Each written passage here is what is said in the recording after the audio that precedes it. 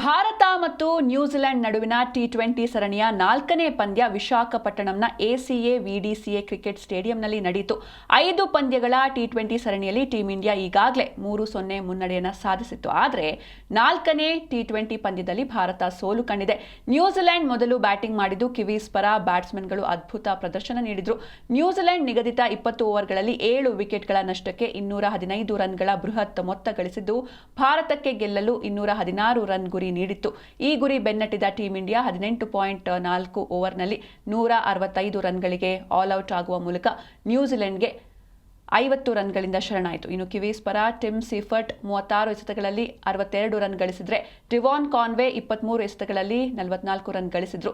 ಈ ಇಬ್ಬರು ಮೊದಲ ವಿಕೆಟ್ಗೆ 100 ರನ್ಗಳ ಜೊತೆಯಾಟ ನೀಡಿದ್ರು. ನಂತರ ಡ್ಯಾರಿಲ್ ಮಿಚೆಲ್ 18 ಎಸೆತಗಳಲ್ಲಿ ಅಜೇಯ 39 ರನ್ ಗಳಿಸಿ ಮೊತ್ತವನ್ನ 200 ರನ್ಗಳ ಗಡಿ ದಾಟಿಸಿದ್ರು. ಭಾರತದ ಪರ ಹರ್ಷದೀಪ್ ಸಿಂಗ್ ಮತ್ತು ಕುಲ್ದೀಪ್ ಯಾದವ್ ತಲಾ 2 ವಿಕೆಟ್ ಪಡೆದ್ರು.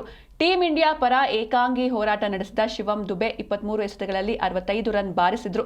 ಇನ್ನುಳಿದಂತೆ ರಿಂಕು ಸಿಂಗ್ 39 ರನ್ ಬಾರಿಸಿದ್ರೆ ಸಂಜು ಸ್ಯಾಮ್ಸನ್ 24 ರನ್ ಸಿಡಿಸಿದ್ದು ಮತ್ಯಾರೂ ಎರಡಂಕಿ ದಾಟಲಿಲ್ಲ.